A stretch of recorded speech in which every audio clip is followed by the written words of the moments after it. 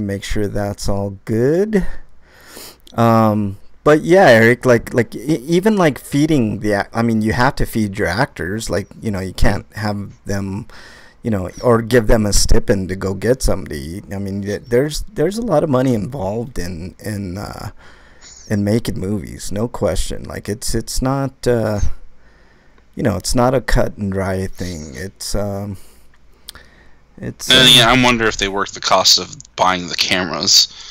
You know, because apparently, according, I don't know how accurate to real life the disaster artist was to the creation of the film. Yeah, The Room, but apparently Wasau bought his camera equipment instead of renting it like most people do. Yeah, I'm sure.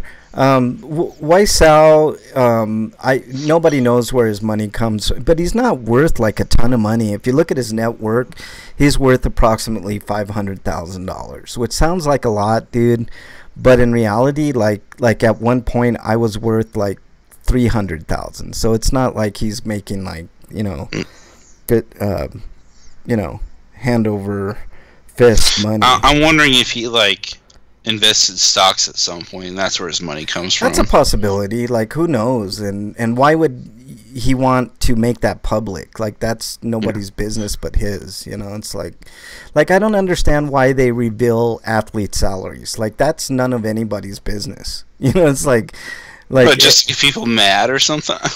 You know, it's weird, dude. Like they always tell you how much a player is making.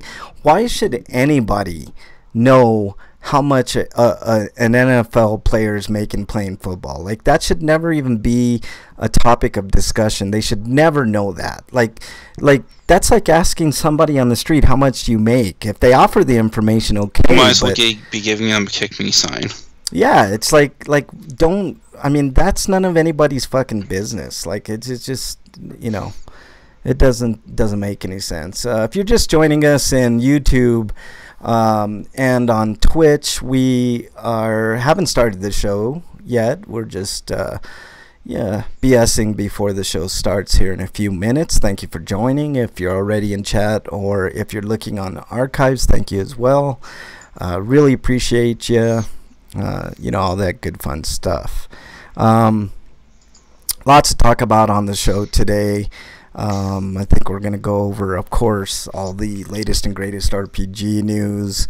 I've got some things to say about our government, like I always do. You know, just stuff like that. Lots of stuff. Some reviews. We got some reviews today. I had an opportunity to see The Curve, a movie that I highly recommend. I'll talk about it later. The Curve or Curve? Curve, C-U-R-V-E. And a movie called Bright. Eric saw Shape of Water, Disaster Artist, Jumanji. So that'll be interesting. Hopefully, Welcome to the Jungle, not Jumanji. Well, it has a subtitle, because like that was the issue. I actually have with Ghostbusters. Is like, if you keep calling it 2006, but it has a subtitle called "It's Answer the Call." Yeah. Did I or did I not pass Mad Max? That's going to be answered in this episode. What else? We got Talk of the Pope, Mick Mulvaney, you know, some Netflix news, some good stuff. So lots of stuff to cover today. Break is not going to be joining us. He's going to be working late. But Eric and I will answer the call. That's for sure. Speaking of answering the call. Maybe Mug will surprise show up. Maybe, dude. I don't know. He's working too, so, you know, we'll see. But I think I'm just about ready. Actually, I got to close a window. Or maybe we can get Freak on if he can do it. Maybe. It's no big deal, dude. We'll do it. We'll see if Freak even joins the chat. Like, I don't even see anybody right now at the moment. I wanted to watch the rest of Devilman Crybaby before the show started, but I didn't have time to. I want to watch that too, dude, but I've been busy doing other stuff. Like, I'll talk about what I've been doing on the show, but hang on one second, Eric. I'm going to close this window and we'll get started. It's hot.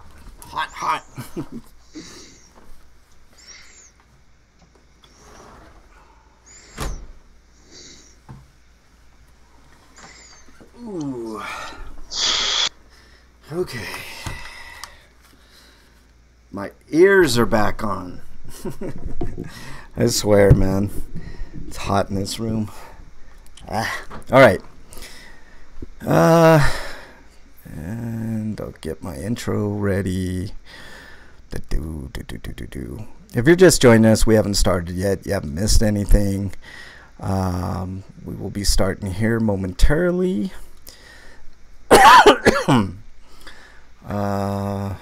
Okay. Boom, boom. Boom, boom, boom, boom. All right, Eric, you ready to go? Eric, you ready? Eric. Oops, I must have bumped my mute button. There you go. Sorry. That's right. It's all good. You ready? Mm-hmm. All right, here we go.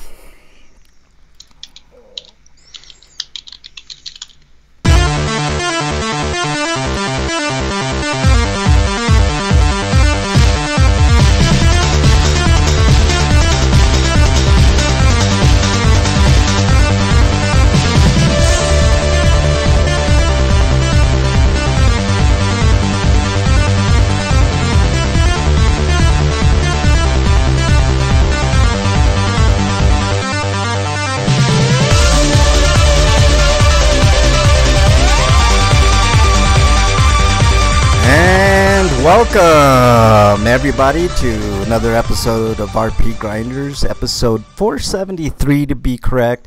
I am your host, Frank Branches, alongside my trusty cohort, Eric the Great. Breakman the Bold's on assignment. He'll be back next week. He got cut up in the work bug. But nonetheless, we're going to march forward. Eric, how was your week, man? It was all right. Yeah. The second half, not so great. Yeah. Well, it happens, man. I mean, I got like postnasal drip. Ooh, that shit sucks. What was that beep? That's for my phone. Oh. And that looks like R2D2. I don't think I noticed. It looks like Wyland's in chat. He says excuses. Your microphone, that is. Yeah. Is it mine? And the microphone that you have kind of looks like R2D2. Oh, yeah. I don't know if you see it. It's I have to hold it up. Like I'm not a professional. I don't have the YouTube bucks that a lot of people have. But you know. Frank's working by working I mean playing Halo. Yeah, exactly. He's probably playing Halo. Exactly right, Wyland. That's no excuse, man. You need to get your ass on the show. Bridget's in chat. What's up, Bridget? She says, Frankie Boo, the countdown. Yes, she'll be here in a couple weeks. I'm getting excited. All right, Eric, let's start with the news. Let's get that stuff done and out of the way so we can get into some fun stuff here. Okay, from RPG site, we've got Underworld Ascendant, and it's got a new video, which we can't show here, but maybe you can. I will in just a second, as soon as I can. And it's got a release window. It says, behind the scenes, Other Side Entertainment has been slowly toiling away at Underworld Ascendant, the follow-up to the highly influential Ultima Underworld, the Stygian Abyss, which released 25 years ago. This is while early backers have had access to the pre-alpha version of the RPG. We haven't heard much of the peep about the game in public since its initial Kickstarter back in 2015. I didn't even know this was a thing. No, I may have heard of it, and I just forgot. I have. We've talked about it on the show probably, 2-3 years ago, Eric. And I remember thinking at the time it was pretty exciting. But I think the window for this game being exciting is pretty much past. It looks good. It's not groundbreaking, I don't think. They haven't shown much gameplay. I mean, it looks pretty. That's about the best that I can say about it. It looks alright. You know, it's not gonna, capture the hearts and, minds of everybody. I do have a video of it going right now on the stream, but it doesn't. Anyways, the release window is somewhere in the second half of 2018. Yeah, so I mean, it's going to be swallowed in a sea of other games, but it's something that I'll take a look at. I'll probably play, most likely at a discount. I don't know how you'll play it. It's a PC game.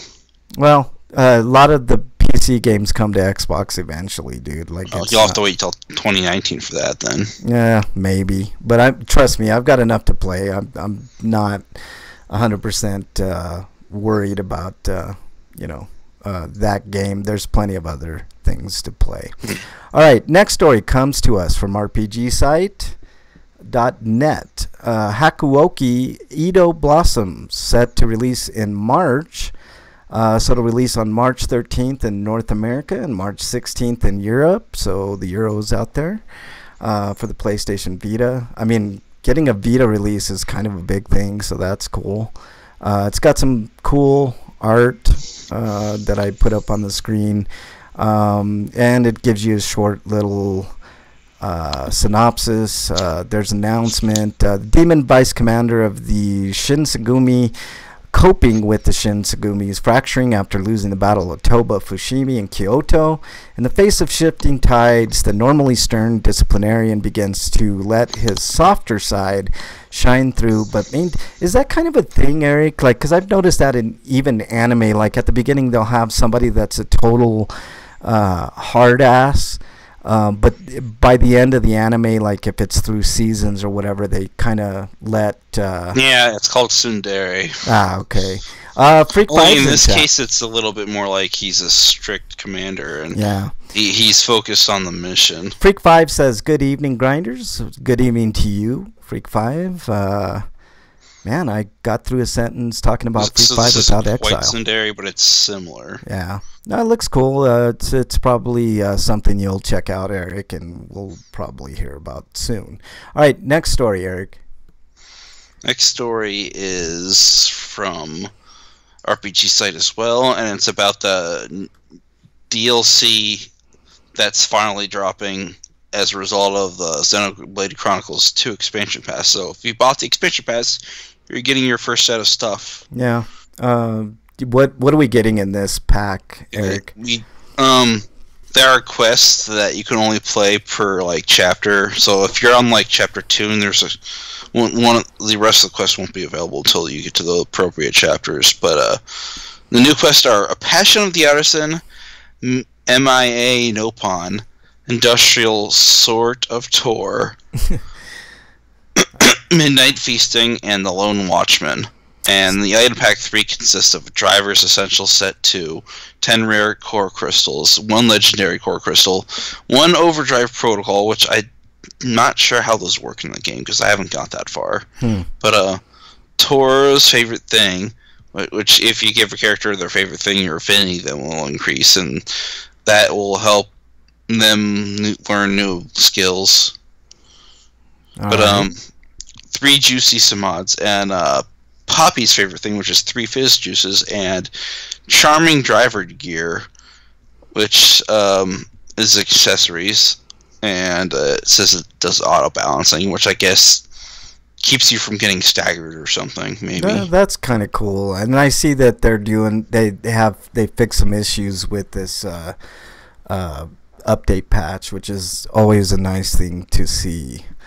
I'll be talking a little bit about patches later on too. So, anything else we need to know about this? I heard one of the bigger problems I've seen people complain about the quest is that the rewards for those quests aren't all that great, and there's lots of them. Underwhelming. Yeah. Not to mention when you get too many quests. For whatever reason, even though the other quests aren't active, you'll be able to go find other quest markers, or sometimes when you're on a quest, there'll be multiple objectives, and the compass will be cluttered with markers, and you can't tell where some of them accurate readings are because they could just clump up together and the numbers blend.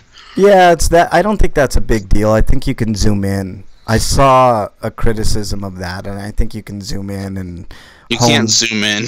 On the map you can't? That sucks. Well, on the map you can, but That's what I'm saying. But if you're going through the overworld and you need to find out how many steps you're close to in proximity, it might become a little bit difficult. I guess. And the map itself wasn't well done, but they might have fixed it, so they might make more markers now. But who knows? Yeah. Well, whatever. I mean, that's what patches are for, man. Let's move on to the next story coming to us from RPG site. Little Witch Academia Chamber of Time listed with the February 20 release date. Seems that side-scroller RPG Little Witch Academia Chamber of Time, which I just said. Damn it, I hate when they do that.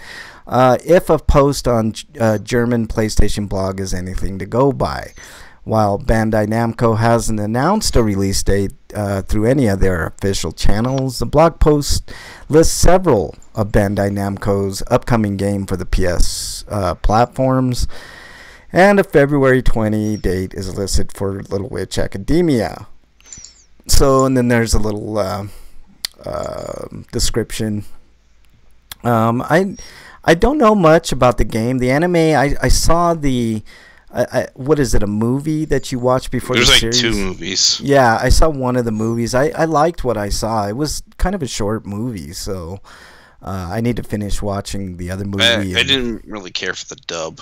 Yeah. Well, I mean, unfortunately, that's what I'm stuck with on Netflix. But I think I found a solution to that, which I'll be talking later. Next story, Eric. Next story. Well, you can watch it subtitled. It's just I tried watching it dubbed, and it's like immediately it's like nah. Problem is, I don't know what a good Japanese version is. You know what I mean? Like, I don't know what's good with Japanese voice acting. So, you know, the only thing I gotta go by is like dubs. All right, Eric. What do we got next? Well, we've got a release date for Strange Journey Redo. This is kind of exciting. It is going to be coming out on May 15th. That's a little ways away, but that's cool. So, yeah, and if you noticed in the article, they mentioned that they changed the box art for the North American release because the character Alex is supposed to be holding a gun and pointing it at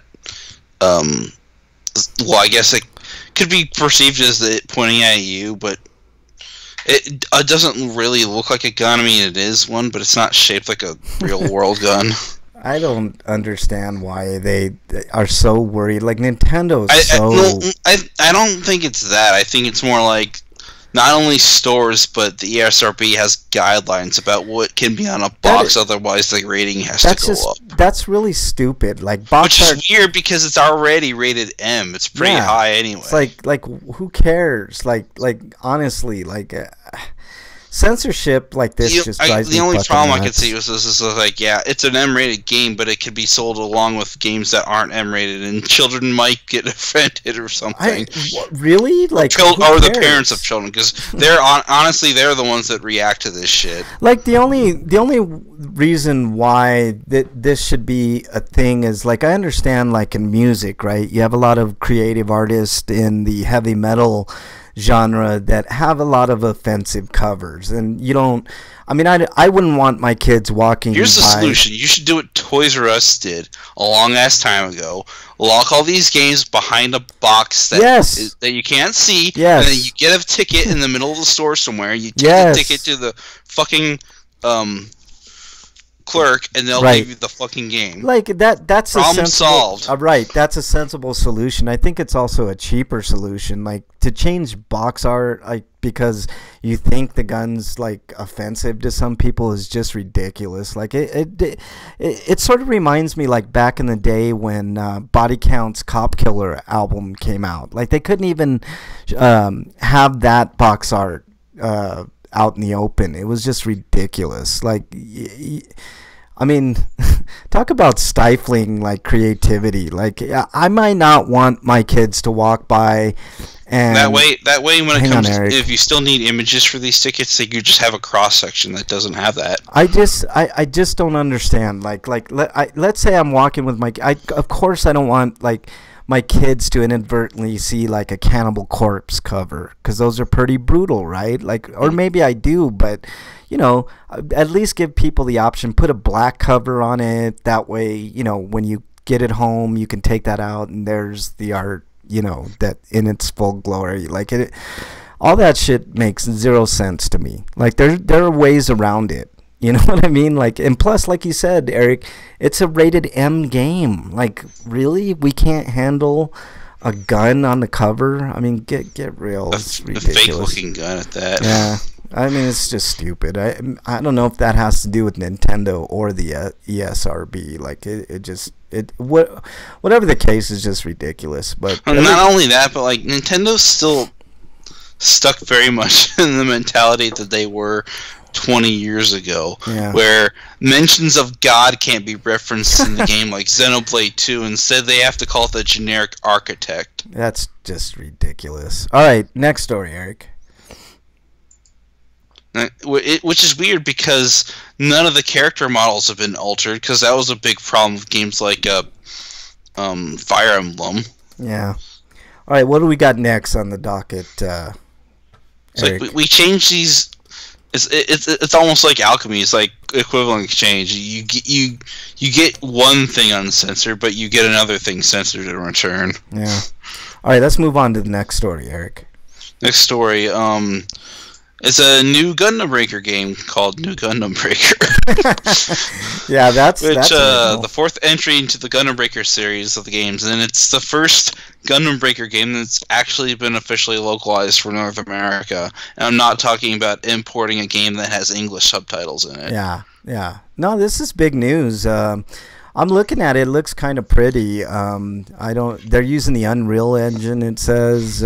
So good news there. But in case anybody doesn't know, this is the game where you're basically playing with a bunch of Gundam model kits, and you can customize it and make a bunch of crazy stuff. Like, it's kind of like Dragon Ball Fusions before Dragon Ball Fusions existed, but like you're swapping out parts instead because you're robots. It's kind of cool.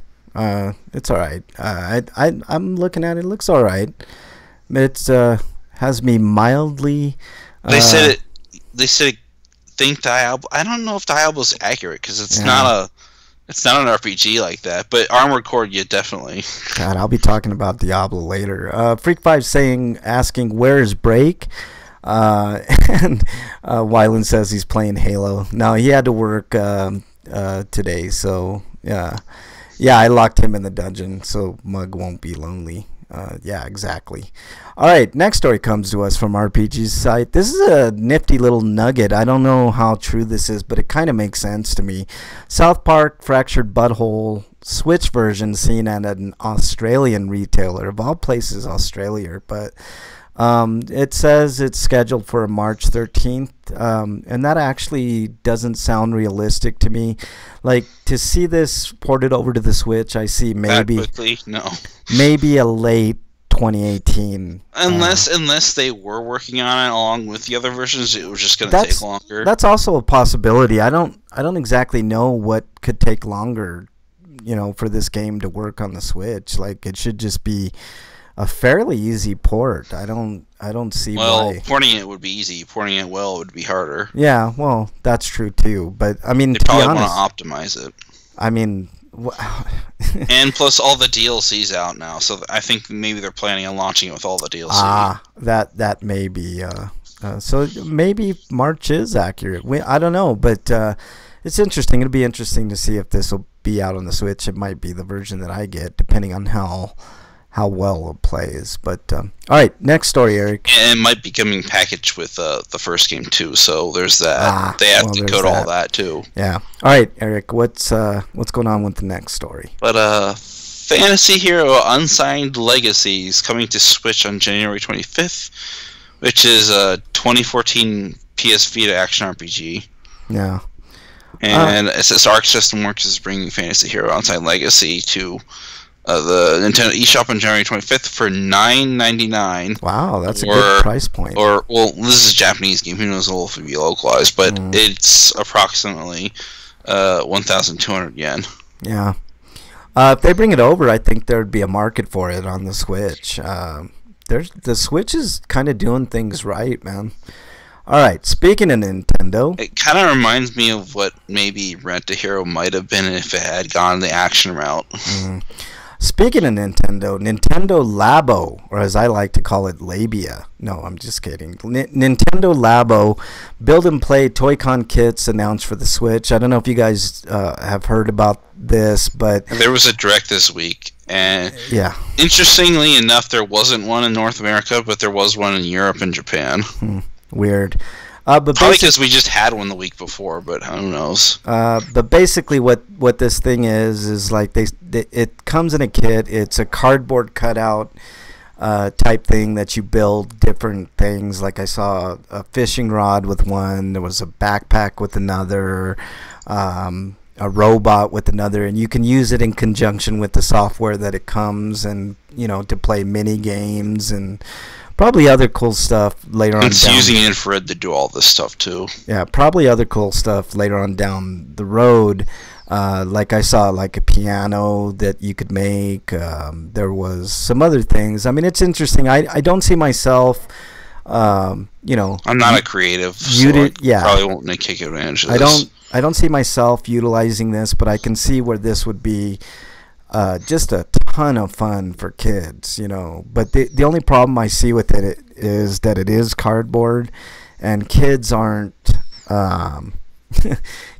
really easy on toys, so I could see where this would be the cardboard's easy to replace. The kits with the software, that's the expensive stuff. Well, that's what I'm saying. Like, the cardboard's not easy to replace, Eric. Like, you're not going to be able to just buy, a piano cutout of cardboard without getting one of these kits. Like, I guess you could maybe... No, I think they're going to sell, like, separate things that go with kits, but not the kit itself. Not sure, dude. I think it just comes with the kit. I mean, I guess you can get around that by, printing out stuff on paper and then tracing that onto a piece of cardboard. I could see where that might work. But I mean, this is fun in its concept. It's textbook Nintendo. Nintendo knows how to do things right with software and with dealing with kids. There's one thing that nobody can accuse Nintendo of is it's not, is being kid friendly, and they are very kid friendly, and this just goes along with that. I mean, in all honesty, I don't understand why like somebody like Microsoft didn't like do something like this with the I know Sony did the Wonder Book. That went nowhere. Yeah. No, but I mean, like Microsoft could easily taken the Kinect, for instance, and like let's say you have a real fishing rod, like you put it up in front of the Kinect, and it adds that to a game, or I mean, there could have been so much things that could have been done with that they didn't do, and it seems like Nintendo's kind of picking up on that. I don't know how long this is going to last, or if it's just going to be a fad, but it's an interesting concept. I'm kind of curious to see what developers do with it. That's the main thing. All right, Eric, what do we got next? Speaking of the Kinect, apparently adapters are going for a lot on eBay. So I'm going to ask my brother if he doesn't mind if I sell it. A connector? They like go for about $300 for what? Like your the Kinect. Oh, the Kinect? It is literally just a camera adapter. Oh boy, that's muy Some expensive. people actually want that shit. Yeah, I guess more power to you if you want it. Apparently, they use them in hospitals. Yeah. All right. So that they can track your movement, and you could do like precision surgery with it. Yeah. All right, Eric. Next story, please. Next story would be the city of Final Fantasy. Opera Omnia is also coming west. Yeah. This is this winter, but they probably mean like 2019. Probably, dude. Early 2019. You never can trust anything coming from Square, dude. Like, it's always like put back, but yeah. Because like it's winter now, so like is Is it going to come out soon, or is it going to come out by the end of the year? It's basically a non-story, dude. We'll move on until we get something more solid on it. But it's basically a version of Dissidia for phones. Yeah. All right. Let's move on to the next story from Siliconera. Saturday Morning RPG is Limited Run Games' first Switch title. So, that's kind of exciting. Oh, wait. Actually, this looks more like an actual RPG. Never mind. Okay. But, All right. Are we moving on yet, Eric, or do you have more to say? All right. Back in October 2017, Limited Run Games teased people and said it would be working on physical copies of Nintendo Switch games. Today it was announced the first title would be Saturday Morning RPG. That's kind of cool. And it'll bring it into the spring of 2018 with physical copies only available through Limited Run Games. Perspective box art for the game was also released, and that doesn't look super exciting. It looks very basic box art, but that's not why people get games from Limited Run Games. Limited Run. Yeah, well, if you're getting something from Limited Run Games, you're probably almost not getting it. Yeah. Exactly. They do very. I mean, I think they're changing their business model, though. I think they've gotten big enough to where they can do bigger releases, but they've had some pretty decent releases in the past. The real story here is that they're doing Switch stuff now instead of just Vita stuff. Yep. All right, speaking of PS4. Switch, Eric, next story. Next story is about how Freedom Planet is probably coming to the Switch. Yeah, that's non-story too. Anyways, this says another Nintendo Switch port has been teased. Freedom Planet official Facebook page has released an image suggesting the game will be hitting Nintendo Switch, and then has a picture of a Switch with the soundtrack to the game on top of it. Yeah, exactly. It's not. There's no confirmation on that at all. But the real question is, are they going to be doing physical releases? Yeah. All right. But I imagine that they're doing this ahead of Freedom Planet 2's release, which will probably also see development on PS4 and the Switch and the Xbox One. Yeah. Or maybe not the Xbox, because I'm pretty sure the Xbox One doesn't even have the first game. I know what they do have, Eric, on the Xbox One. That's Crypt of the Necro Dancer. But that, coming to us from Siliconera, is coming out on the Switch in Japan on February 1st. And later everywhere else. Yeah, it's on the weird to release a game that was made in the West in Japan on a platform first. It's a procedural dungeon type game from what I can remember when I read it on Xbox. They had it on sale recently. It's hard as fuck too. What's that? Yeah, it's a tough game to play, but I can't get the feel for the rhythm down, and then there's the RNG working against you because it's a roguelike. Yeah, it's definitely a rhythm-based game. Like I saw a little bit of it. I was curious. I was intrigued. I was gonna pick it up, but the difficulty kind of turned me off. I was watching other people play it. I also hated seems the fact that very difficult. I hated the fact that the game didn't have proper joypad support on the PC. Yeah. Freak5 says all games are tough for Frank. That's actually not true. Hey Freak, if you want to call in and be a guest with us, feel free. Yeah, feel free. Lines are open. I'm getting better, Freak5. I'm getting back in the swing of things. I'll be talking a little more about that later. You're gonna be Robo Frank. Yeah, exactly. All right, next. For video games. Yep, next story, Eric. Next story is about Eden's Last Sunrise, which is a tactical RPG, and says choose magic or science to fuel your abilities in tactical RPG. Eden's Last Sunrise. Yeah. And the character models look kind of boring, but maybe has a good story about it. Yeah, the players will have to choose either the science or magic faction. So science versus magic. Yeah, I know that's kind of a downer.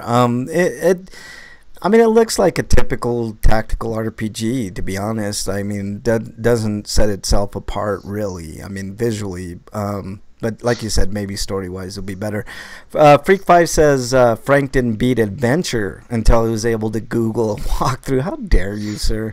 There would be too much background noise for him to call in now, he says. No worries. Did you get that Atari, box game set? I don't know if there was an Xbox One version of it. There was a PS4 version of it. I played enough Atari back in the day that I don't need to relive all that stuff, man. It's really not, gaming has advanced so much that, to go back and play Atari games is, not really worth it. Anyways, the game's got a Kickstarter, but you can play a demo on itch.io for this. Yeah.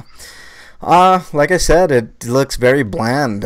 Maybe the story makes up for it if anybody's played it. Well, it's got 2 years ahead of itself, so maybe they can update the visuals. Yeah, maybe if somebody's played this, they can let us know what their impressions are of it. All right, next story comes to us from Gamatsu. Nippon Ichi Software announced Liar Princess and the Blind Prince, Project Nightmare and Disgaea remake. So that's all pretty interesting. I saw a little quick So video. I'm wondering when they do a remake of Disgaea. Yeah, I was looking at a video for, I believe, Liar Princess and the Blind Prince. It looks like one of those escort mission-esque type games, but it's the same type of game in the vein of something like Limbo or something. So, I mean, it looks okay. It looks interesting. I wouldn't mind playing it. It's basically the same as Rose in the Twilight and Hotel Neek. Yeah, it looks all right. I did not see any video on the Disgaea remake, but I am curious about that. I'm wondering if the remake is going to be, every bit as good as the original. I don't like tech. I like the idea for Liar Princess that you're basically a Mimikyu from Pokemon. Yeah. Let's see. Freak5 says he just realized the game he wants them to make for the PlayStation VR. What is that? Friday the 13th? Probably something porn related. Probably something with the Western grip. Yep, you hit it. Leisure Suit Larry game. Yeah, that way you don't get in trouble when you get hands-on. Freak5. I can understand why you want that game. All right, last story, Eric. Last story is Witch in 100 Night 2 has been dated, and it's coming out in North America on March 27th and March 30th in Europe. Yeah. This game looks pretty. It looks sort of like a Japanese RPG take on Diablo. It looks good, man. But the problem with the first game is that it had a lot of mechanics that kind of weighed it down. And while this game doesn't look like it's going to fix any of that, it might at least be refining them so they're not as annoying to deal with. But the biggest problem for the first game was that the protagonist, Natalia, was or Metallica if you play the Japanese version, but was an insufferably and completely insane psychopath, basically. So I mean, that would be a selling point for me, not a drawback. No, well, if you actually played the game, you'd understand why it's a drawback. Yeah, probably. But it looks pretty, dude. I've got decent hopes for this game. I mean, it doesn't look like that's going to change, but maybe she's less damning of a protagonist in this one. I guess. We'll have to see, but it's weird because you want her to die by the end of the game, but that's supposedly the bad ending, even though it's the good ending, because you want her to die, but the good ending is supposedly the one where you spare her life. All right, well, that's the news for us this week in RPG news. No, I don't see anything from Twitter. Of course, I don't have access to that at the moment. We'll wait for next week. Maybe somebody will put something in there. If you have a comment or question for Grinders, just tweet at RPGrinders on Twitter. And we will mention you on the show and mention your comment and respond in kind. Eric, what have you been playing, man? This homie discount, I don't think I put that one in. I put in a homie discount. I forgot. But Sony's having a flash sale. They got games like Life is Strange, Dark Cloud 2, Rogue Galaxy for $5. I bought Life is Strange on the Xbox. I have not played it yet. I did play Dark Cloud 2. Dark Cloud 2 is an underrated game. And for $5, it's really worth it. Rogue Galaxy is actually really worth it for the content you get. There's tons of content in Rogue Galaxy. I played it for the PS2, but now you can get it for $5, less than $5 on PlayStation. They got a couple more sales in there too, but nothing, over $5. So now's the time to get some cool games for only $5. All right, what have you been playing, Eric? I've been playing more Call X Malice. I finally finished that game. Yeah. So expect a review of that soon. Some more Ace Attorney 4. I played a little bit of Drive Girls, and it's like, yep, this is a Tamsoft hack and slash game that's kind of boring, actually. That sucks. That's disappointing. So it's on the wrong console. I mean, the Vita is missing 2 and L and R buttons that the game probably needs. So, and not to mention the L3 and R3 buttons for lock on and other functions that would make the gameplay better. That's disappointing. What else you been playing, Eric? But I also played a little bit of Mary Skelter, which is a dungeon crawling RPG. Yeah. Which hopefully will end up being better than Mayhew Labyrinth of Death and Moe Crystal. Freak5 says he's been playing Elder Scrolls Online and Friday the 13th. When I get a PlayStation, which should be fairly soon, Freak5, I'm gonna pick up Friday the 13th. I think that would be a ton of fun to play. I wouldn't be any good at it, but I'll still give it a go. And then he says, "Oh, awesome! I was planning to buy Dark Cloud 2. Yeah, pick it up right now, dude. It's less than $5. I mean, I think you can pick it up for $4.79 or something. They've got a pretty good sale on PlayStation. I've been playing, of course, Marvel Puzzle Quest. I play that at least one time a day just to get the Deadpool daily rewards. Mad Max, did I finish it? That's for you to decide. I'll tell you as soon as I talk about the other games I've been playing. Diablo 3, I played a little bit of Diablo 3, and Diablo 3 is fucking awesome. I'm not good at any game, Freak5 says. Sterden, which is a procedurally generated shmup, bullet hell shmup. It's fun. I have a lot of fun with that game. It's not super difficult. It's actually fun to play. It's not like one of those bullet hell games that it takes super precision to get anywhere. It's pretty decent. I like it quite a bit.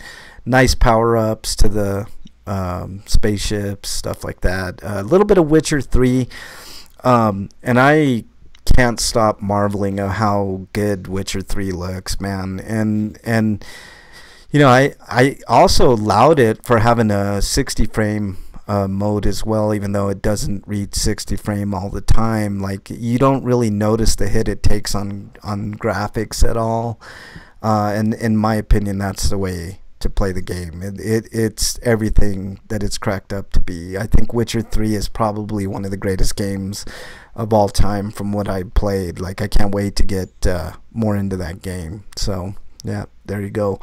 All right, we got some reviews this week. Eric, why don't we start with your reviews? Please don't spoil anything. I want to see all 3 of these movies that you got for review. So what are we looking at for reviews? So I watched The Shape of Water. I saw that on Monday, and then after that I saw The Disaster. So we'll deal with The Shape of Water first. Yeah. It is what I could best describe as an adult version of a fantasy story. With kind of takes a little bit elements from Little Mermaid. Yeah. And Creature from the Black Lagoon, maybe. Yeah, but reverses the roles. Instead of the heroine being the mermaid, it's actually a human. Well, maybe. Yeah. Because the movie does hint at the possibility that she might not be human. But anyways, I'm not gonna talk in the plot. Just go see the movie. But, yeah, I heard it's really good, Eric. Like, would you? But there is some political subtext, which is good because it is a period piece. But I was thinking through the movie that like a lot of what's going on back then feels like it's going on back now. So it's like repeating history. Yeah, no question. If you know anything about the history of Guillermo del Toro and his directorial exploits and adventures, you know that he always has kind of a political edge to him. Like I remember watching. Also, the guy that plays the sorry. That's all right. Go ahead. I was just saying the guy that plays the merman. I think he also did Abe in the Hellboy movies. Ah, that's cool. So it's the same person in the same costume. Huh. Interesting. I like Guillermo del Toro as a director. Like he's one of the few directors that can actually make you like really truly feel what the actors are feeling when they make these movies. Like a movie, if you haven't seen it yet, which is one of my all-time favorite movies, is called The Devil's Backbone. It's a ghost story, but it's, man, is that movie good. Like I couldn't say the same for a movie like Crimson Peak, though. No, Crimson Peak had its pluses. Like, it wasn't the greatest movie in the world, but, you know, not every director creates masterpieces every time that they go out, unless your name is fucking Kubrick. You know, like, there's... You know, there's high points. I don't know about that either, because I didn't like Eyes Wide Shut. Oh, man, I love that movie. I didn't hate it, but it was like, I don't understand why you like this. God, dude, that's a great movie. I could do a whole show on that movie and why it is great. But basically, like, Guillermo del Toro's like kind of in the same vein. Like, he's just a creative genius. I don't know how he is in his personal life, and I don't care.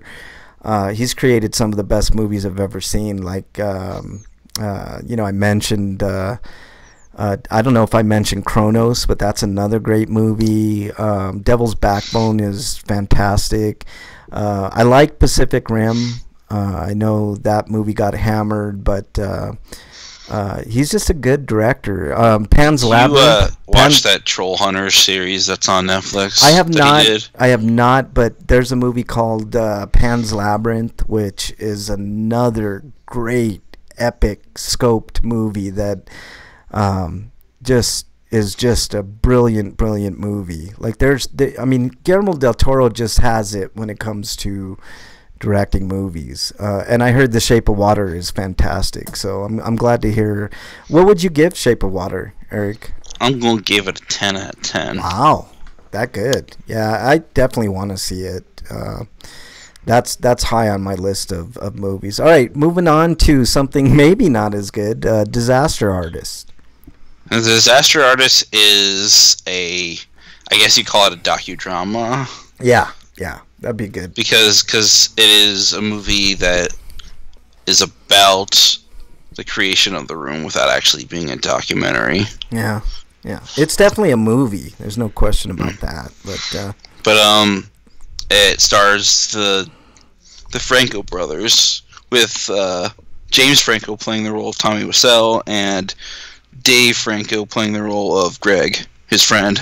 I forget his last name. Oh, I forgot his friend's last name too, but yeah. And it's about how they both decide to move to LA to try to make it in Hollywood, but they can't make it, so they end up making their own movie. and Tommy Wiseau's eccentricism causes problems for the creation of the film. And in many ways, it feels like The Room was actually an autobiography of what they were going through at the time, or maybe some bits from his previous like encounters in his life as well. It's always interesting to see an artist's journey, and Tommy Wiseau He's not the best filmmaker in the world, but man, talk about passionate. Like that dude.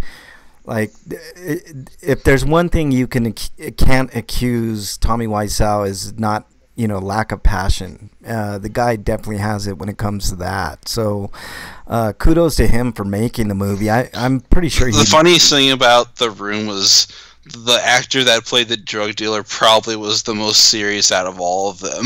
Yeah. But, I have yet to see The Disaster Artist too, Eric. What are you giving Disaster Artist? I'm going to give it an A.5. Yeah, that's a very high recommendation. I want to see it. I really do.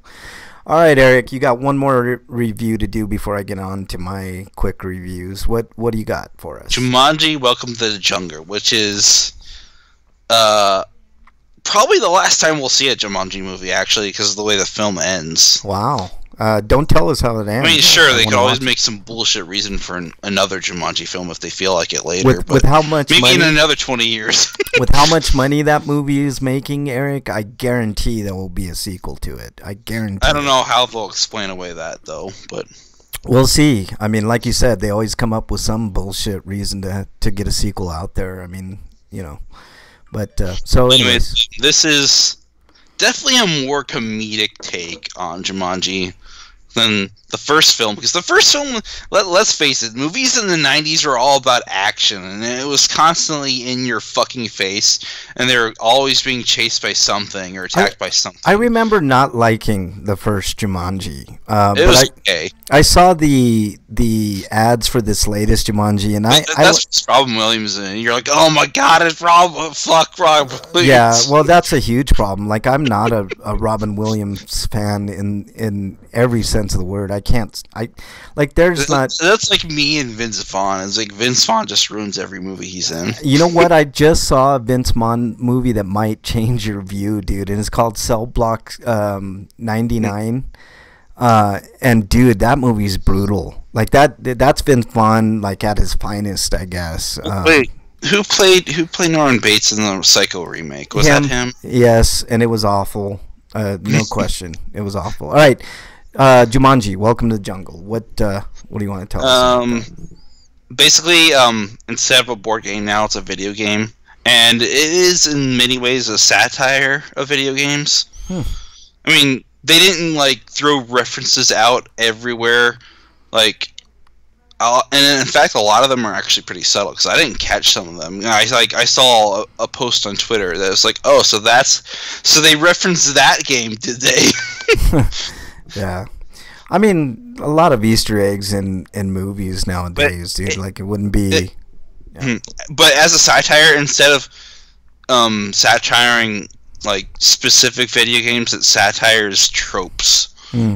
Well, I guess that's okay. That's kind of welcome. Concept of lives and sharing lives. Did the humor hit home with you in Jumanji, Eric? Was it? Yeah, I mean, there wasn't anything really gut busting laughing, but then again, the audience was small in the theater, so people tend to laugh a lot more when there's other people laughing. Yeah. So laughing is kind of contagious. It is. It's definitely contagious. But there's some jokes in there, I guess. Yeah. All right. So yeah. I give this movie a 7. Yeah, that's cool. That's well above average. About where it's getting, anyway. Yeah, no, that's cool. Sounds. I liked it more than the original film. Yeah, like I said earlier, Eric. I really wasn't a huge, especially since fan. They actually have a reason to play the game this time. It's like the board game was just chaos, and this has actual structure to it. Yeah, well, that's cool. It's like what are you supposed to be doing in Jumanji the board game? It's like oh, so it's basically Trivial Pursuit. Yeah, and just happens. Yeah, well, and it doesn't help that Robin Williams was in the movie, in my opinion. But all right, I'm gonna move on to my reviews. I'm just gonna do these real quick. Maybe they should remake Aladdin, but replace Robin Williams with Don. Oh my, that's one of the worst Disney movies in my opinion too.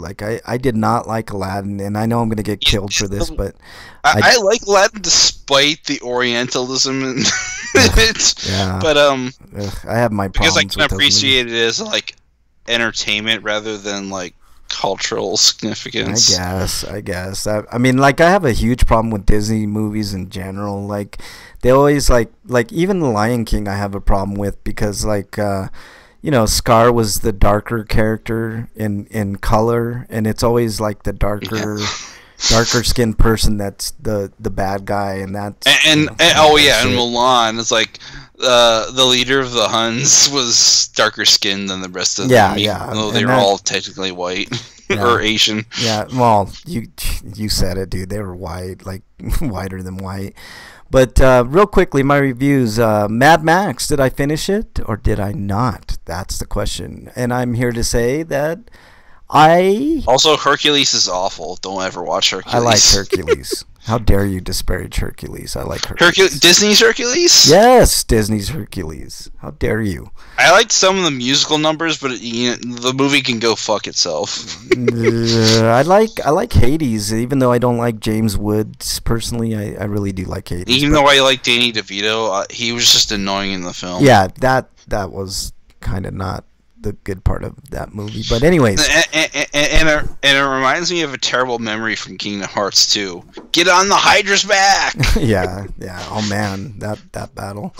All right, my review of Mad Max. Did I finish it? I did finish it. I don't know how I finished it, but I did. They force you to do a race at the very end, which I very much do not like racing. Like, that's not my thing. But I just used my weapons effectively, and I gutted through it. It took me 3 or 4 tries after my initial 30 to 40 tries before, but I did beat it. My review stands. I'm actually going to lower it just a little bit to an 8 out of 10. I like the combat, but man, there's a lot of bugs in that game, and that's just Warner Brothers being Warner Brothers. But you can tell the guys over at Avalanche Studios have a lot of fucking talent. But there's some disappointing things in it, man. Like I saw a lot of drawing and popping. Like, to me, that's just inexcusable in modern gaming, especially with something as heavy as an Xbox or a PS4. Like, there should just be no reason for that at all. Like, if you have to take a cut on graphic design, then take the cut and make it to where you're getting the frames and you're getting no drawing and popping. There's just no excuse. I mean, I would have given this game actually higher because it did something with the Mad Max realm that the movies have yet to cover. I mean, they did a little in Fury Road, but they gave Max kind of a good backstory and kind of that's why I was asking on Twitter the other day, and I think it was Dungeon Buster told me, but like, what is the time frame? Like, what's the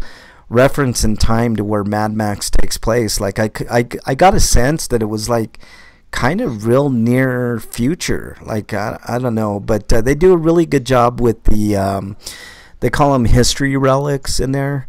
But I got all the history relics. I was as close to beating and completing to 100% in Mad Max as any game ever. So it might be something that I go and revisit and get 100%. I don't quite know yet, but for now I'm pretty done with Mad Max. It's a good game. I like the battle system. It's semi reminiscent of the Batman games. So yeah, 8 out of 10. I watched a movie called The Curve. I like The Curve quite a bit. I'm going to give it a 7.5 out of 10. It's basically you could basically make this movie into a stage play and it would work. It's about a woman that that picks up a stranger and ends up driving her vehicle off a cliff to avoid this hitchhiker and getting killed by the hitchhiker. But she gets trapped in there, and he kind of tortures her and makes her, feel uncomfortable and stuff like that. But it's a good movie. It's got a neat little ending to it, so I recommend watching it. It's on Netflix.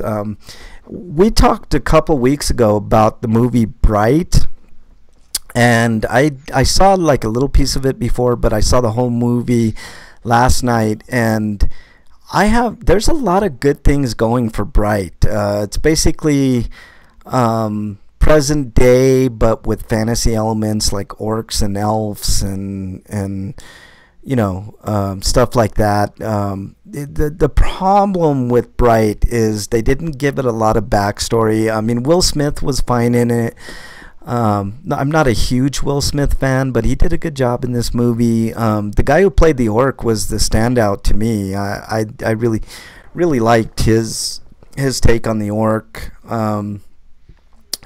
There's something for everybody to like in this movie, but if you're just jumping into this movie, like for me, they didn't give it, like, you hear stories about what happened 2,000 years ago and et cetera, and I'm thinking it's kind of a reference to biblical happenings and stuff like that.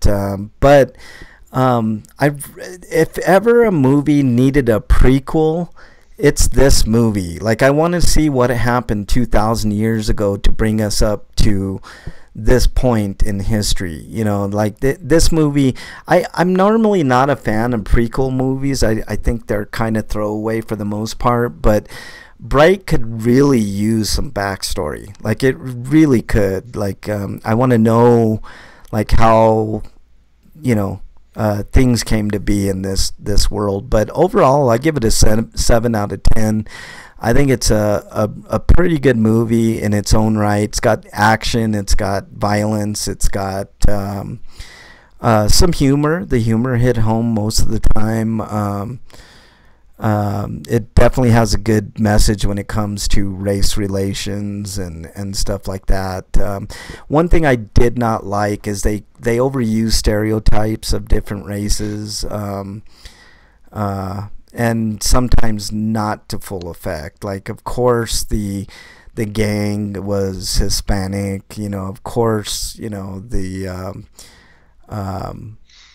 black people were portrayed a certain way, etc. But it's a good movie. It's got some good messages. I just wish that they had done a little bit of backstory with it, and it screams prequel. Like, I hope when they do a new Bright, they do a prequel that shows us some of the battles and some of the other things that took place. But all in all, I liked it. I like the take that it took on modernism and fantasy and stuff like that. All right, let's move on to our stinkos. Eric, what is your stinko this week? My stinko was about the Pope. Ooh, the Pope gets it this week. Yeah, this is from apnews.com. Mm-hmm. This is Santiago, Chile. Pope Francis accused victims of Chile's most notorious pedophile of slander Thursday, an astonishing end to a visit meant to help to heal the wounds of sexual abuse scandal that has cost the Catholic Church its credibility in the country. Yeah. Francis said that until he sees proof that Bishop Juan Barros was complicit in covering up the sex crimes of the Reverend Fernando Caradima, such accusations against Barros are all calumny. Yeah. I can read more, but he basically needs a ridiculous amount of proof, even though he's got plenty of it. There's plenty of proof, and it was kind of out of character for this Pope to kind of fire back on these. I mean, it's already, without being proven, it's been proven. Apparently he doesn't have enough faith in their testimonies. Exactly. The thing about this is like, how could the Pope not be complicit at this point in all this hiding of shit? This is why he's saying he probably is complicit. Yeah, this is ridiculous. Like, I always said, and I still think it to this day, I think Catholicism is kind of on its last legs. Like, if you can't figure out shit in countries like Chile, that predominantly are Catholic, then you're not going to figure out anything anywhere. Like, Catholicism is just dying, and I hope it dies, like just like Christianity. It needs to die. Yeah, Christianity, same way. They're a relic from 2,000 years ago that never should have existed in the first place. Yeah, it's just. I mean, almost all religion dies anyways. It's just a matter of time. You know what I mean? Like it's just like if you look. I think there was a website. I think it's like Graveyard of the Gods or something.com where they basically went through all the religions, you know, from recorded history, and like every single religion dies out. Freak 5, speaking of religion, Freak 5 put in a link to Des Moines Register about what is this? I don't even know what this is. A bill. Bible literacy class. What's that? Oh yeah, a bill would add Bible literacy class to Iowa public schools. This is the age of Trump. This is what it's bringing us, man. Like, seriously, like, I mean, I think if you want to do Bible as fiction and teach it that way, then I'm okay with that. Like, you know, if you want to go into it thinking that it's nonfiction, that's teach it just like Greek mythology. Yeah, that's BS. Like that's honestly BS. Like I don't understand that. Then again, they're pushing Christianity, and this is obviously a fucking wedge strategy to get religion. I know, and it's weird. Like it's just weird because Trump's not even a real Christian. Like he doesn't practice religion. Like I don't know. It's just weird. Let's move on to My Stinko. Let's see. Freak 5 says he's been listening to Jesus Mything in Action Volume 1. Yeah, it's good, man. Are those like podcasts or something? I think it is a podcast now. Yeah. Mine is Mick Mulvaney. He is the self-appointed leader of the Consumer Protection Agency. I can't remember the exact what do you call acronym? That? Acronym for the head. It's like CFPB or something like that. But basically, the agency that protects you from predatory lending and basically banks. And he's like one of the biggest swamp monsters there. And in his latest budget proposal for the CFPB, he requested zero money. How are you supposed to run a protection bureau with no money? Like, this is something just routine that other people that have been the head of that division have just went to Congress or to the president and said, we need this much money for the upcoming year. It's a book, Eric, he says. It to me, like, this just makes zero sense. Like, you're asking, basically Mick Mulvaney is there to destroy the CFPB. He's not there to. It's like Trump's pick for the EPA was Scott Pruitt, who is one of the biggest fucking, you know, corporation lackeys that there is. It's like his pick for almost any cabinet position. Rick Perry as the Department of Energy, head of the department. Really? Rick fucking Perry? Like, like there's so many swamp monsters in Trump's cabinet. I don't even know where to begin. Like people like Mnuchin, who is the Secretary Treasury. And he talked about draining the swamp. Mnuchin is the very epitome of the swamp. He was a former Goldman Sachs executive. So if that doesn't tell you where the priority lies in this administration, I don't know what will. Plus the fact that it's mostly a racist, sexist cabinet. Like it just, I mean, you go down the line. Like these people, like Ben Carson, the head of Housing and Urban Development, he doesn't even know what that even entails. Like he is grossly unqualified for that. Like I don't know how most of these people got confirmed. Like the Democrats have no spine. They just have no spine when it comes to shit like this. All right, let's I did call them the bend over and take it up the ass party. They really are, man. I mean, that's a pretty apt descriptor. And people are talking about the Democrats taking over in 2018. What is that going to give you? Nothing. It just gives you a bunch of wusses that don't know how to govern. and are beholden to their donors. All right, let's move on to our sweetos. Eric, what's your sweeto this week? My sweeto is that the Castlevania animated series is coming back in the summer. I saw one dude in the comment section on one of the websites I went saying that he didn't like the first season of Castlevania, and I'm like, what is not to like about the first season of Castlevania other than it's too short? Like, and they didn't play Castlevania music. I mean, big deal. Like, the content was fine. I thought it was scary in parts. It was literally, it wasn't even really a season. It was literally the pilot. No, yeah, it was like 4 episodes long, and I tell you what, that last episode, episode 4 of the first, I guess, quasi season of Castlevania was fucking epic, and I don't use that title lightly.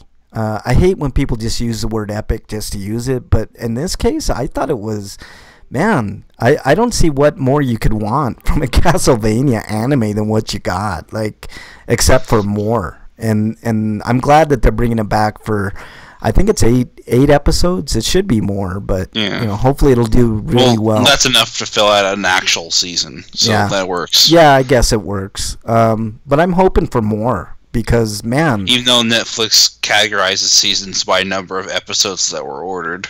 Yeah. Which is stupid, but whatever. Yeah. He's talking about the book in chat. Freak5 is... he's the author of another book called Nailed, the 10 Christian Myths that show Jesus never existed at all. I've made that argument quite a few times on Grinders. There's a point in being an atheist where I just don't give a shit about reading atheist material anymore. I do. I still do. I mean, like sure, there might be stuff that's still interesting, but there's stuff that's interesting, and there's different takes on different things. Like I go back and read like God Delusion every once in a while, or God is Not Great is my favorite. But I got Richard Dawkins books, but like there's stuff instead of stuff like that, it's like academic, and it's about like the selfish gene or something like that. Yeah, I know, but there's even though Dawkins is a fucking Bella, and Dawkins is a dick, no question. But I'll have to check that one out because I've been saying it on Grinders for years. There are indicators that there never was a Jesus of the Bible ever existed. Like, there were people named Jesus, but like a prophet and things happening in the way that the Bible portrays it. Like, it just doesn't add up. So like Christians say that the Bible is the book of God because it's the word of God, but no, it's the word of men who were inspired by their belief in God. Yeah, exactly. It's fiction. It is. Let's see. Freak5 says he hopes if they start teaching that Bible class that atheist students will ask questions that the Christian students would never think of. I'm actually hoping for something a little different than that. I hope that they do start that class, the Christians actually ask questions.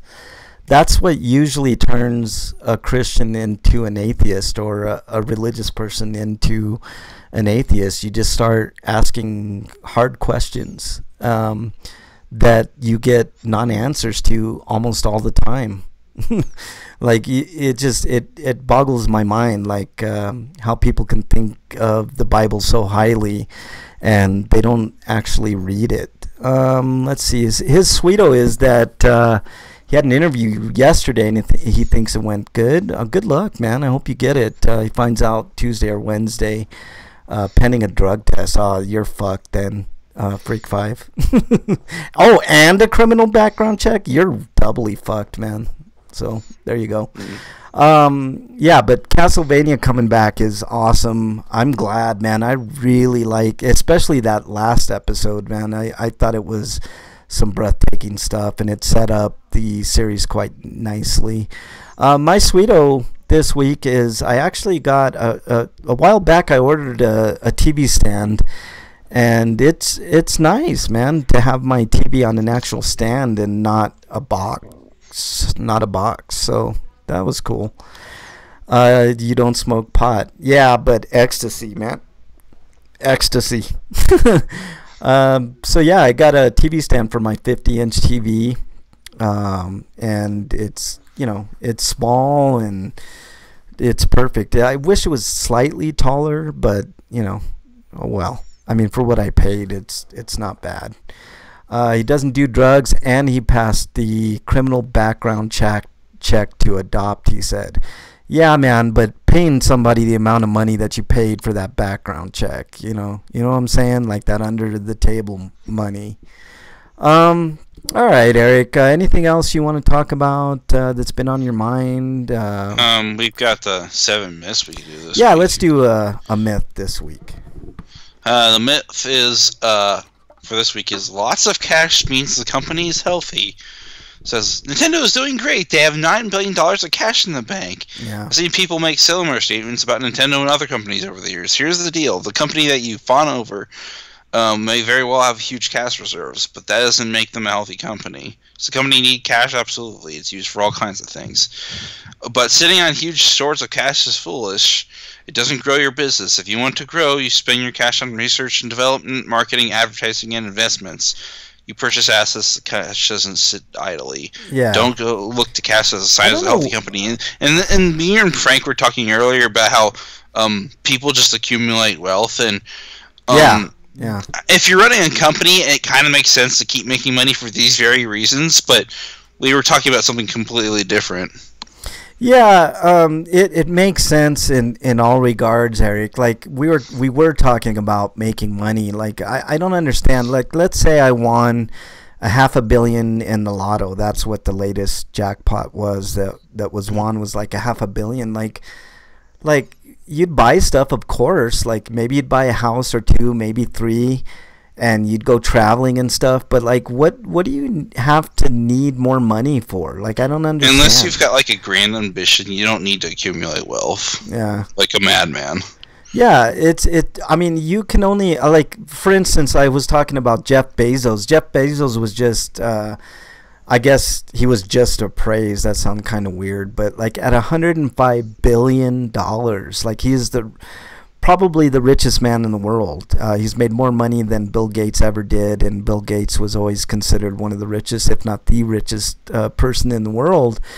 But like at a certain point, like you bought all your houses, you bought your cars, your stuff. Like what more in life is there? Like once you get up to a certain point, why do you need more money? Like it seems like people, once they get money, that's all they can think about, and that's all that they want to do. I got some bad news. I'm going to add this to my Stinkos. Okay, go ahead, Eric.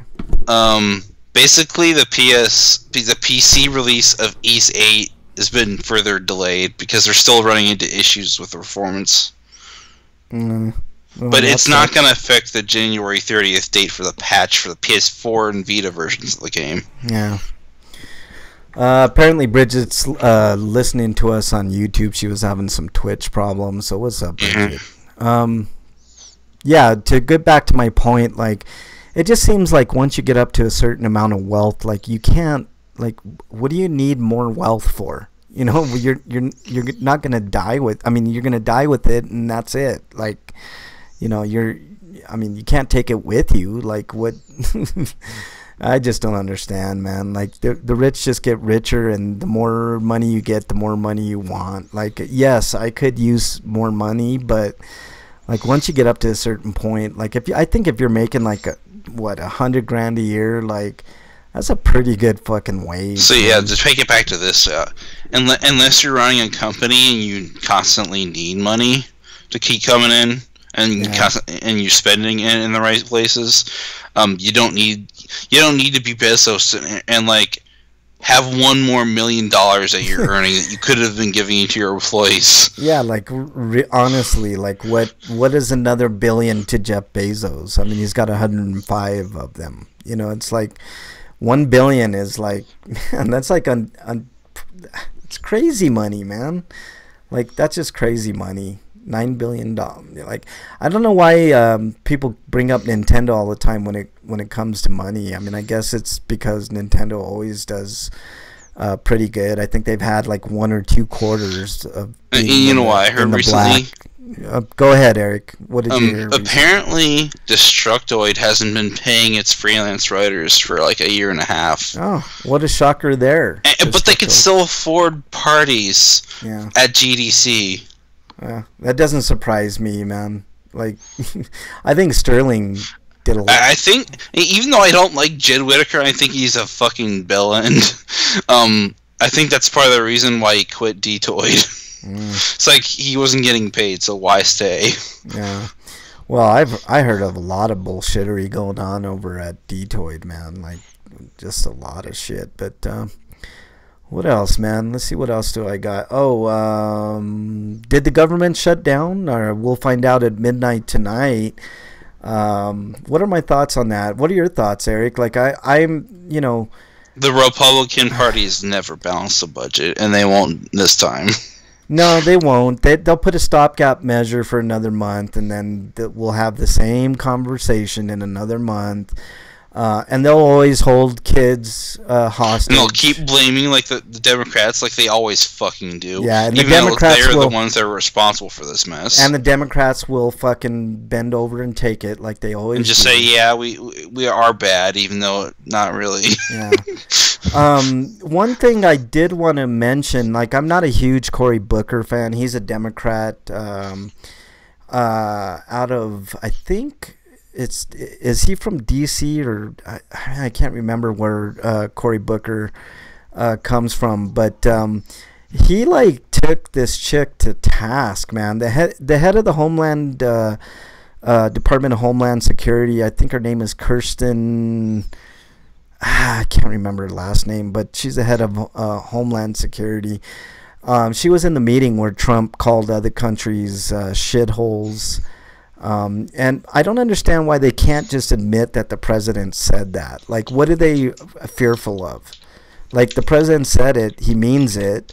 Like honestly, like, just admit that the guy's a fucking racist and move on. Like, let's just get past this point and get through it. I mean, unless Mueller can come up with something to get this guy out of office, which is increasingly becoming harder and harder. I actually think it's going to be more money laundering than anything. Then let's just fucking move on from this. Let's get people. Let's get real, progressive people into positions. Like, I know there's somebody running up against Joe Manchin in West Virginia. I think her name is Paula Jean Swearengin. I would vote for her 1,000,000 times over somebody who's more like a Republican, Joel Manchin, than anything. He pretends he doesn't know who his donors are, and that's all fucking horse shit. These people are beholden to their donors. They're not beholden to anybody else. So if anybody thinks the Democratic Party is great, they need to take a look at their representatives and see who they really take orders from, and that's the donors. They always vote. If it's not to do with social issues, they always vote the way that their donors want, and you can look at a lot of these senators. Cory Booker is the biggest receiver of donations from Big Pharma. Like, he does not want Big Pharma to go away. He's part of the swamp. But he did a really good job of taking down this Department of Homeland Security chick who was, denying she heard anything or, skirting around the issue. He basically said, I've had many meetings in the Oval Office, and when this president speaks, he listens. So he pretty much shamed her, and people were trying to say that he was mansplaining to her, which was utter nonsense. Like, he treated her like he would have treated anybody else in that position. So there's a lot of bullshit that goes on in politics, and I'm hard on Cory Booker, but in this one instance he did a decent job of putting this chick in her place and letting her know that people are watching. What that translates to, I don't know. In all honesty, what does the Democrat Party stand for? That's another thing that, like, they don't even know. They came out with this new model or motto, a better deal. What's the better deal? Like, us just getting more of the same, more Hillary Clinton? Like, I saw a thing in the LA Times saying that there's no forerunner when it comes to the Democratic Party, and that's actually not true. There's one that nobody wants to talk about, and that's Bernie Sanders. It's weird. It's like they just overlook Bernie Sanders. He's the most popular politician, whether you ask Democrats or Republicans.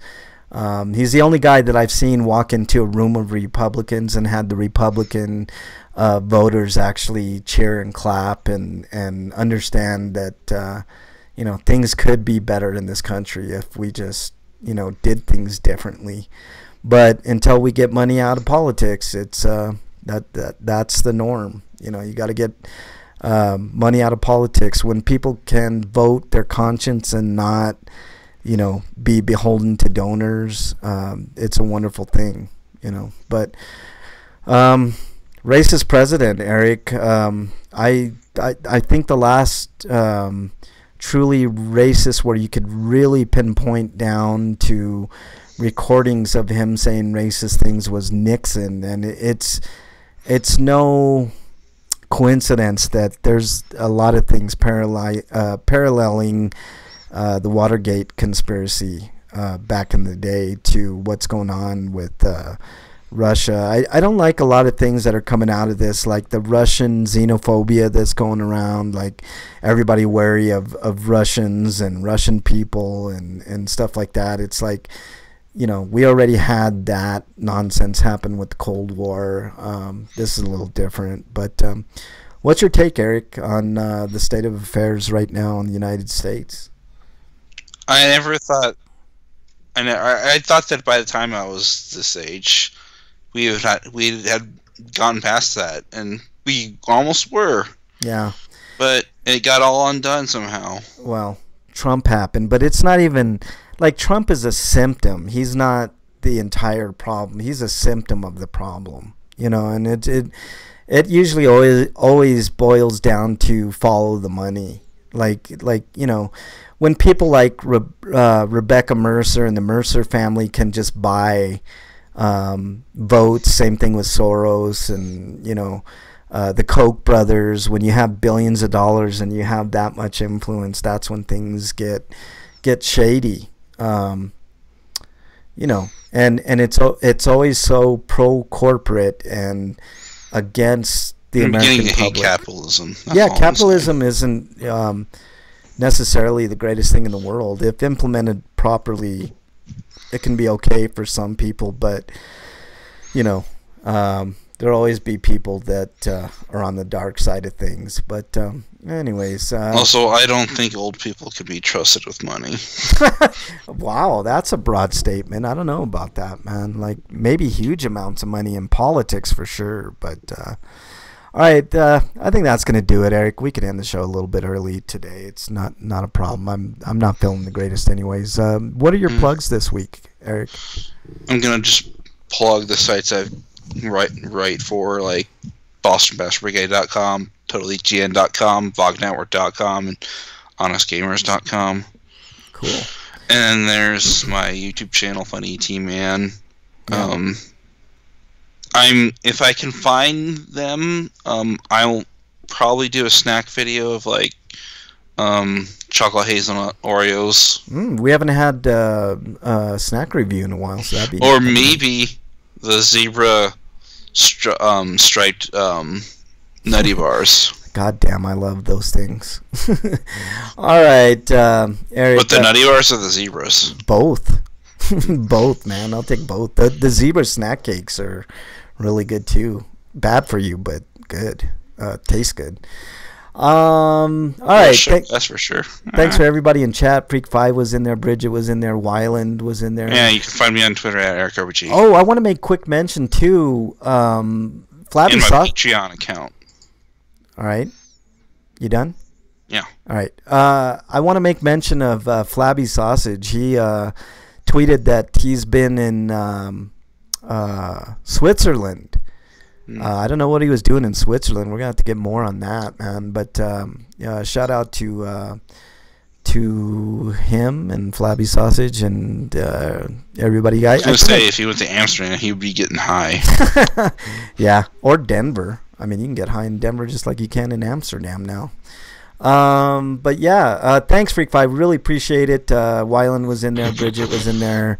Thank you guys so much. I know it was a shortened edition of RP Grinders today, but we'll be back next week, probably in full force with Breakman, and that's about it.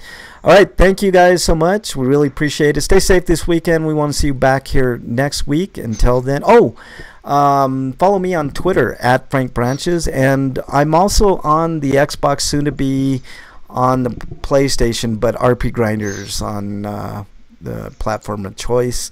All right, stay safe this weekend. We want to see you back here next week. Until then, we are out. Later, guys.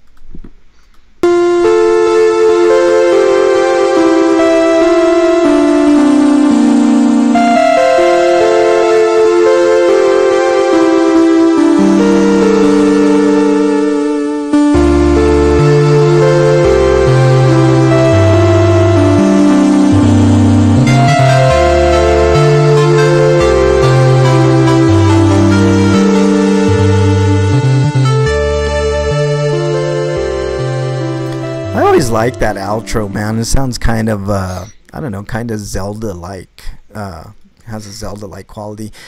Peace out, everybody in chat. Thank you so much. We really appreciate it. I'm gonna stop the stream. You guys rock, as always. Later, guys. Peace.